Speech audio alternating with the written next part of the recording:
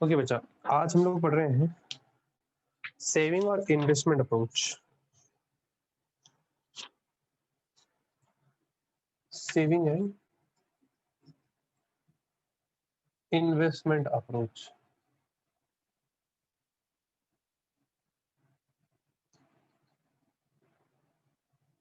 हम लोग पढ़ रहे हैं equilibrium level of income, employment and output का अप्रोच पढ़ रहे हैं। फर्स्ट अप्रोच हम लोग कंप्लीट कर चुके हैं, सेकंड अप्रोच है सेविंग और इन्वेस्टमेंट अप्रोच।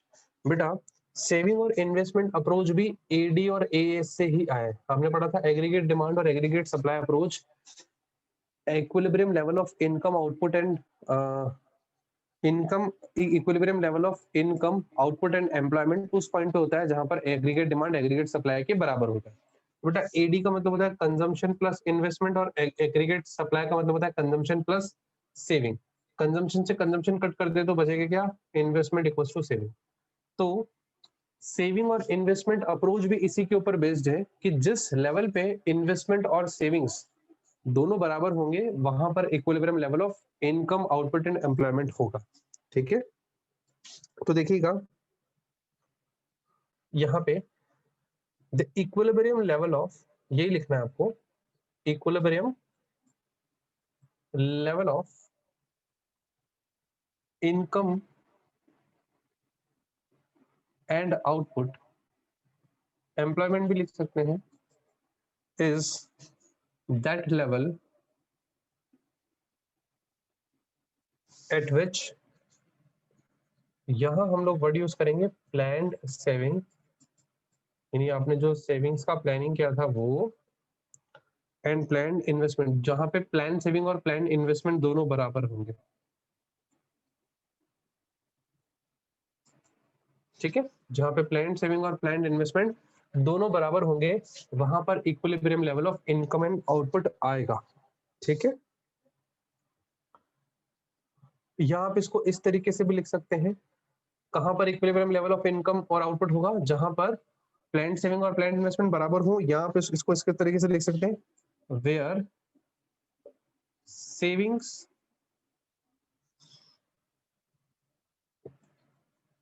एंड इन्वेस्टमेंट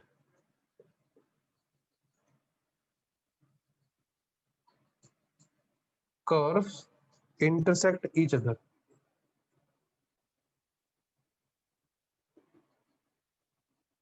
ठीक है, तो देखिएगा इसका एक डायग्राम हम लोग बना रहे हैं।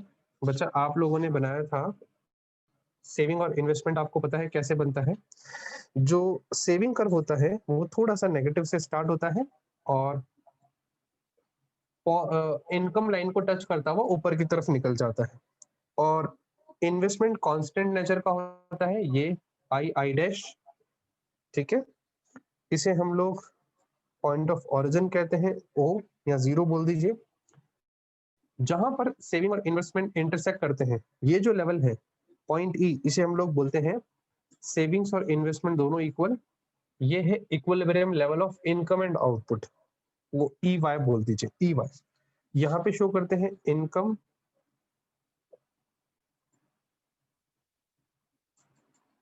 एम्प्लॉयमेंट और आउटपुट, यहाँ पे सेविंग्स और इन्वेस्टमेंट।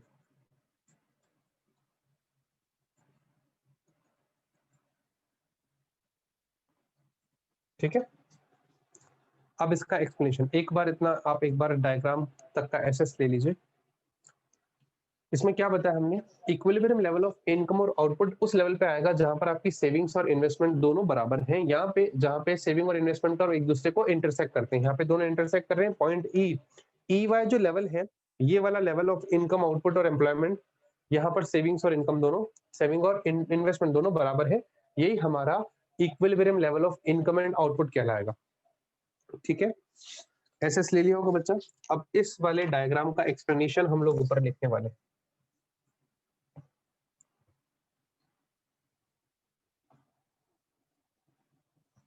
अप्रोच यही है, अप्रोच का मैंने रफ कर दिया, इसको थोड़ा सा देखना।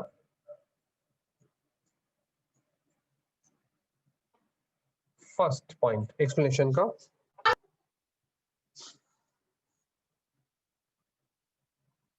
पूरा एक्सप्लेनेशन देना है। जो एस डैश है इज अ सेविंग कर्व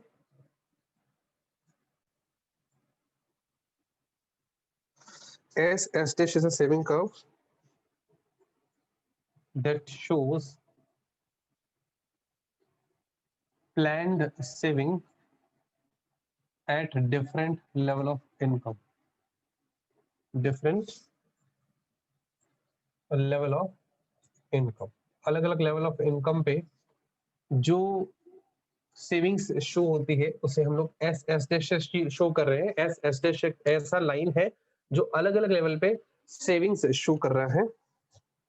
जो सेविंग कर्व है एस ये स्टार्ट होता है saving curve S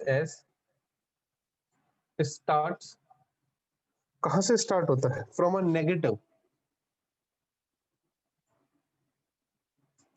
from a negative because at zero level of income, zero level of income पे there must be some consumption. Zero level of income पे अगर आप पैसा खर्च करोगे तो बेटा वो नेगेटिव सेविंग तो कहलाएगी। आप अपने सेविंग में से तो पैसा निकाल करके खर्च करोगे। आई बात समझ में? तो इसे हम लोग कहेंगे सेविंग कर्व नेगेटिव से स्टार्ट होता है क्योंकि जीरो लेवल ऑफ इनकम पे भी कुछ ना कुछ कंजम्पशन होता है जिसे हम लोग ऑटोनोमस कंजम्पशन कहते हैं। ठीक है। Third point I dash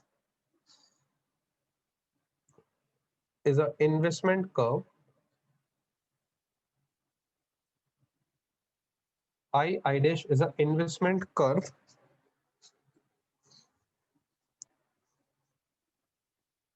which is a fixed horizontal line parallel to x-axis as it is assumed that investment is autonomous। मतलब हमने जो पैसा इन्वेस्ट किया है वो फिक्स्ड है। ठीक है, ऑटोनोमस। फोर्थ पॉइंट, दोनों curve, both curve intersect at point P, ठीक है, which is the point of equilibrium, which is the point of equilibrium। पहले बच्चा इतना ऐसे ले लो एक बार। 4 पॉइंट्स बहुत आसान से लिखे हमने। फर्स्ट सेकंड एक्सप्लेन कर दिया। थर्ड वाला point I dash investment curve है जो कि एक हॉरिजॉन्टल पैरेलल लाइन है एक्स एक्सिस के। हमने एज्यूम किया है कि यहाँ पे इन्वेस्टमेंट ऑटोनोमस नेचर का है, मतलब कांस्टेंट रहेगा। और फोर्थ पॉइंट लिखा दोनों कर्व पॉइंट ई पर इंटरसेक्ट करते हैं जो कि इक्विलिब्रियम का पॉइंट है। 4 पॉइंट्स पढ़ने के बाद एक लास्ट पॉइंट और मुझे लिखवाना है। मैं ऊपर वाले फर्स्ट और सेकंड पॉइंट रफ करूंगा, हटाऊंगा और फिफ्थ पॉइंट उसी की जगह पे लिखेंगे। Last point fifth, point fifth कहता है कि दोनों, यानी यहाँ पे जो आउटपुट लेवल है आपका ओ वाई, ये जो O Y level of output है, यहाँ पे फर्म जितना पैसा इन्वेस्ट करने का सोच रही है, इस लेवल ऑफ इनकम पे जितना पैसा फर्म इन्वेस्ट करने का सोच रही है वो ई वाई के बराबर है। मतलब जो सेविंग्स है और इन्वेस्टमेंट्स हैं दोनों इक्वल है। समझना, एट आउटपुट, शॉर्ट में लिखवा रहा हूं, at output level of O Y, यानी इस लेवल ऑफ ओ वाई पे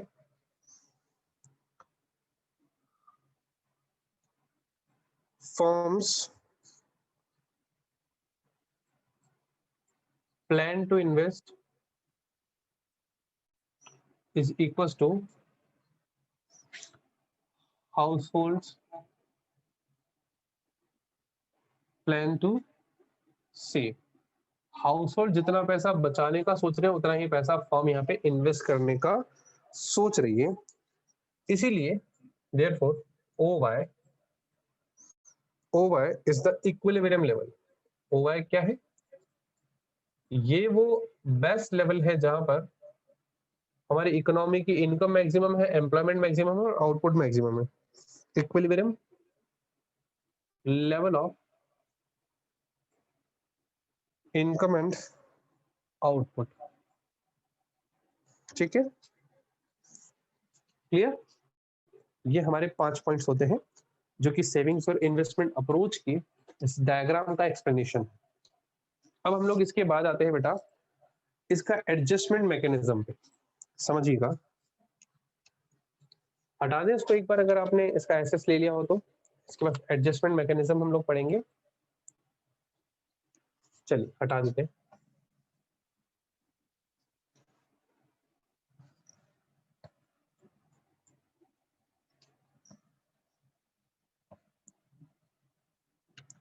इसका एडजस्टमेंट मैकेनिज्म भी आप लोग यहीं देखेंगे। ठीक है, ये आपके सामने पूरा का पूरा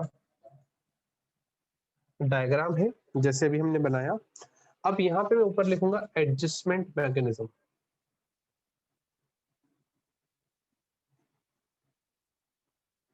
एडजस्टमेंट मैकेनिज्म में दो तरीके के एडजस्टमेंट हैं, अगर सेविंग्स इन्वेस्टमेंट से ज्यादा है और इन्वेस्टमेंट सेविंग से ज्यादा। First is saving is greater than investments, यानी S is greater than I. ठीक है, तो बेटा सेविंग्स कहां पर इन्वेस्टमेंट से ज्यादा, ये वाला जो आप थोड़ा सा इसको और आगे ले जाइए, ये आई डैश एस डैश, ये वाला जो पार्ट है इन दोनों के बीच का गैप, ये बताता है सेविंग्स इन्वेस्टमेंट से ज्यादा है। ठीक है, तो जब सेविंग्स इन्वेस्टमेंट से ज्यादा होगी, यानी पैसा लोग ज्यादा बचा रहे हैं, इसका मतलब कम खर्च कर रहे हैं, समझ गए? तो उस केस में आपको सेम एक्सप्लेनेशन लिखना है कि जब लोग पैसा ज्यादा सेव कर रहे हैं और कम खर्च कर रहे हैं तो होगा क्या, इकोनॉमी में डिमांड कम होगी, सप्लाई ज्यादा होगी प्रोडक्ट्स की, और क्योंकि डिमांड कम होगी सप्लाई ज्यादा होगी तो इकोनॉमी में सप्लायर्स का कुछ स्टॉक अनसोल्ड रहेगा, और अनसोल्ड स्टॉक रहेगा तो अगले टाइम के स्टॉक को कम करने के लिए फर्म्स अपना आउटपुट कम करेगी, आउटपुट कम करने के लिए एम्प्लॉयमेंट कम होगा, एम्प्लॉयमेंट कम होगा तो इनकम कम होगी, इनकम कम होगा तो अगेन सेविंग कम होगी, सेविंग कम होगा तो वापस ये सेविंग कर पीछे आकर के पॉइंट ई पर इंटरसेक्ट, पॉइंट ई पे आ जाएगा जहां पे इन्वेस्टमेंट कर और सेविंग कर दोनों बराबर होंगे। आई बात समझ में? तो ऐसे ही हमें इसका एक्सप्लेनेशन लिखना है। एक्सप्लेनेशन, अच्छा डायग्राम तो यही है, बस इस वाले पार्ट को हाईलाइट कर दो। मैं यहां से थोड़ा सा इस एक्स एक्सिस को भी आगे तक ले जाता हूं और यहां से एक लाइन ड्रॉ कर देता हूं जो कि ये बताता है कि ये वाला जो OY1 लेवल ऑफ इनकम है ना, इस OY1 लेवल ऑफ इनकम पर सेविंग्स जो है वो इन्वेस्टमेंट कर्व से ऊपर है ना, सेविंग कर्व इन्वेस्टमेंट कर्व से ऊपर है। ये लिखता हूं first point, at OY1 level of income, इस OY1 लेवल ऑफ इनकम पे सेविंग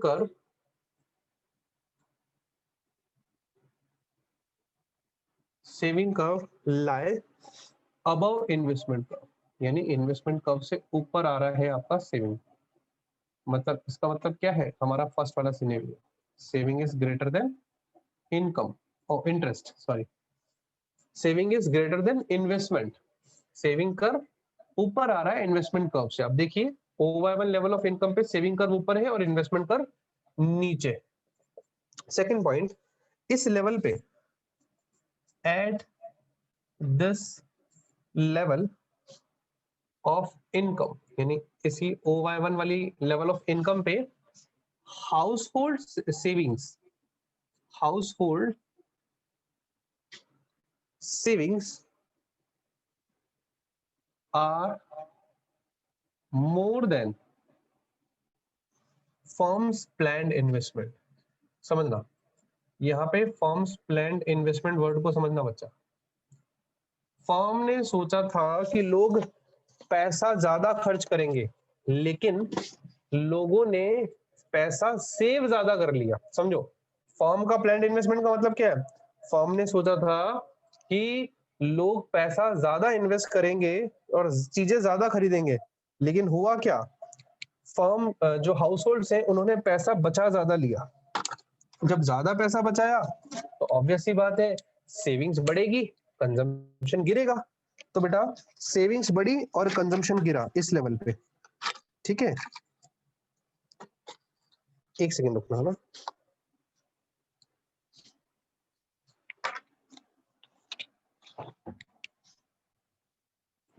हाँ बच्चों, मैंने लिखा eight this level of income household savings, house hold की सेविंग्स ज्यादा है फर्म के प्लान्ड इन्वेस्टमेंट से।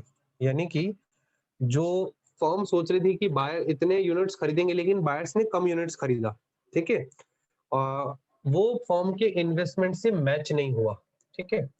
तो क्योंकि फर्म के इन्वेस्टमेंट से मैच नहीं हुआ, इस वजह से एज अ रिजल्ट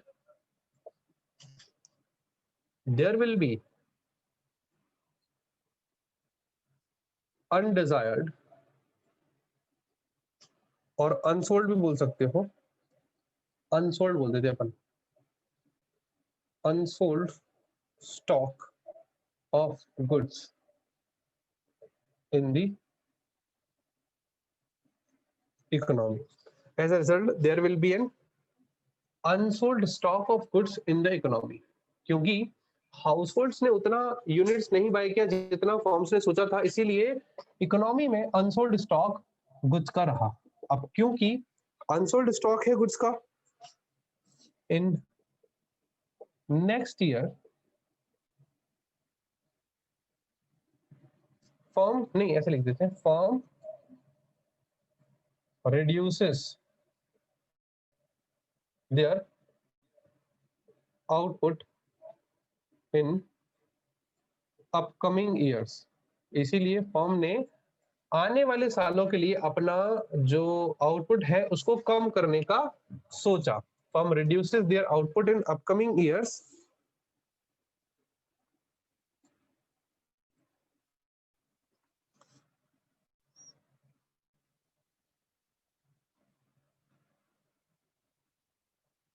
इसको इस तरीके से लिखिएगा, चलो, in order to reduce unsold stock, in order to reduce unsold stock, firms will cut their output and reduce employment। सीधी सी बात है कि हमें हमारा अनसोल्ड स्टॉक कम करने के लिए अपना आउटपुट कम करना पड़ेगा अगले साल, और इसके लिए हमने हमारे एम्प्लॉयमेंट भी कम कर दिया, मतलब लोग भी हटा दिए। जब आउटपुट ही नहीं चाहिए तो ज्यादा लोग लगा करके क्या करूंगा। अब सुनना ध्यान से, ठीक है। अब थोड़ा सा इसको यहां से हटाते हैं। लेसर आउटपुट, अगर आपका आउटपुट कम आया, lesser output means lesser, lesser output means lesser investment. भाई अगर आपको आपका कम आउटपुट चाहिए तो इन्वेस्टमेंट भी कम करो। इन्वेस्टमेंट कम होगा, एक तो आउटपुट कम होने का मतलब क्या, इन्वेस्टमेंट कम, एम्प्लॉयमेंट कम, और इनकम भी कम। इनकम कम तो सेविंग्स भी कम, ठीक है। इनकम कम होगी तो सेविंग्स भी कम। मैंने इनकम लिखा नहीं, इनकम एंड सेविंग कर लेता हूं, ठीक है।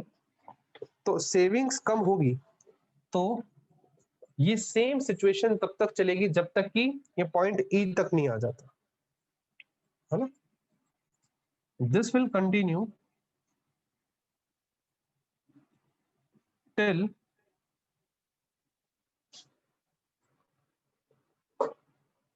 सेविंग्स कर्व, देखो इन्वेस्टमेंट भी कम होगा, यहां से देखिएगा, इन्वेस्टमेंट भी कम, सेविंग भी कम, दोनों ही कम होंगे। This will continue till both curve reaches at point E again, जहां पर फर्म की सेविंग्स और इन्वेस्टमेंट बराबर है। वापस पीछे आते जाएंगे तो ई पॉइंट पे टच हो जाएंगे। आई बात समझ में, जहां पर फर्म की सेविंग्स और इन्वेस्टमेंट दोनों बराबर होंगे। क्लियर यहां तक बच्चा? ये हमारा सेविंग्स अगर ग्रेटर देन हो इन्वेस्टमेंट से तो वो वाला पॉइंट क्लियर होता है। अब सिर्फ 2 मिनट लगेंगे अगर हम इसका ऑपोजिट पढ़ ले तो। देखिएगा, अब एक बार इसका एसेस ले लो बच्चा, ले लिया? चलिए नेक्स्ट इसको हटा देते हैं। अब इस सिनेरियो की बात करते हैं। इस पॉइंट को हटा दो, OY1 को। अब हम लोग इस सिनेरियो की बात करते हैं जहां पर सेविंग्स लेस देन है इन्वेस्टमेंट से, इन्वेस्टमेंट ज्यादा है। और आप इस पॉइंट पे अपने आप को शो कीजिए, ये वाला, ये कहलाएगा OY2 बोल दीजिए, OY2 पॉइंट, OY1 की जगह OY2। और इसको नाम दे देते हैं बेटा अपन M और N नाम दे देते हैं। ओ ये N इसको यहाँ दिया जाएगा जहां पर ये इसको कट कर रहा है, ठीक है, इस पॉइंट। या चलो मैं इसको थोड़ा सा यहाँ से लेकर के यहाँ लिया, ये N, ये M, और जहां पर ये कट कर रहा है इसे Y2 नाम, ठीक है। तो अब अगर इन्वेस्टमेंट ज्यादा हो और सेविंग्स कम हो, सेकंड सिनेरियो, जब इन्वेस्टमेंट ज्यादा हो और सेविंग्स कम हो तो क्या होगा बेटा? जस्ट उल्टा पड़ जाएगा।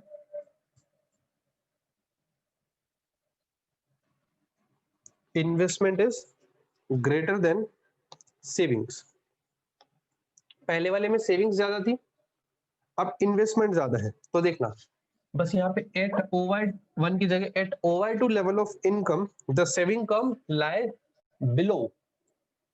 यहाँ पे अगर आप देखोगे सेविंग कर नीचे है, इन्वेस्टमेंट कर ऊपर है। तो फर्स्ट पॉइंट में क्या लिखा? At OY2 level of income saving कर जो है वो नीचे और इन्वेस्टमेंट कर ऊपर है। तो at this level of income household savings are more than की जगह less than firms planned investment. यानी अब लोग पैसा कम बचा रहे हैं, कम बचा रहे हैं मतलब ज्यादा खर्च कर रहे हैं, है ना। फर्म ने जितना पैसा सोचा था इन्वेस्ट करेंगे उससे ज्यादा लोग खर्च कर रहे हैं, मतलब फर्म ने जितना सोचा था खर्च करेंगे उससे ज्यादा खर्च कर रहे हैं। तो इसकी वजह से होगा क्या? शॉर्टेज हो जाएगी इन्वेस्ट स्टॉक की। As a result there will be shortage of goods, shortage of goods in the economy. Economy में गुड्स की कमी हो जाएगी। अब उस गुड्स को बढ़ाने के लिए in order to increase stock, firm will increase their output। वो अपने आउटपुट को कैसे बढ़ाएगी? increase their output and increase employment। यानी लोग ज्यादा लगा करके अपना आउटपुट बढ़ाने की कोशिश करेगी फर्म, ठीक है। बस यहाँ पे इंक्रीज ज्यादा जा रहा है। आप देखिएगा मैं इसको बॉक्स कर रहा हूँ, ठीक है। यहाँ पे लेस देन आ गया, यहाँ पे बिलो आ गया, बस ये चेंजेस था। और अगर ज्यादा आउटपुट बनेगा, मोर आउटपुट मींस मोर इन्वेस्टमेंट, ज्यादा इन्वेस्टमेंट होगा, ज्यादा एम्प्लॉयमेंट तो मोर इनकम और मोर सेविंग्स और इन्वेस्टमेंट दोनों ही बढ़ जाएंगे। देखो ये भी बढ़ेगा, ये भी बढ़ेगा, सेविंग्स और इन्वेस्टमेंट दोनों बढ़ेंगे। और वापस बढ़ेंगे तो ये तब तक कंटिन्यू रहेगा जब तक कि दोनों पॉइंट ई तक नहीं आ जाते जहां पे सेविंग्स और इन्वेस्टमेंट दोनों बराबर नहीं हो सकते। सेम टू सेम पॉइंट, बस चेंज कर दिया थोड़ा थोड़ा सा। देखिए जहां जहां पे मैंने सर्कल किया ना, बस मैंने वही चेंज किया। ये मोर, ये मोर, ये मोर और ये मोर। ये जतिन मोर वाला मोर नहीं है भाई, ठीक है। ये मेरा सेविंग्स और इन्वेस्टमेंट अप्रोच कंप्लीट होता है बेटा आज। अब कल हम लोग जो डील करेंगे फुल एम्प्लॉयमेंट और अंडर एम्प्लॉयमेंट इक्विलिब्रियम के केसेस के साथ डील करेंगे। फिर इन्वेस्टमेंट मल्टीप्लायर का लास्ट टॉपिक है और फिर थोड़े से प्रैक्टिकल क्वेश्चन और ये वाला चैप्टर कंप्लीट, ठीक है।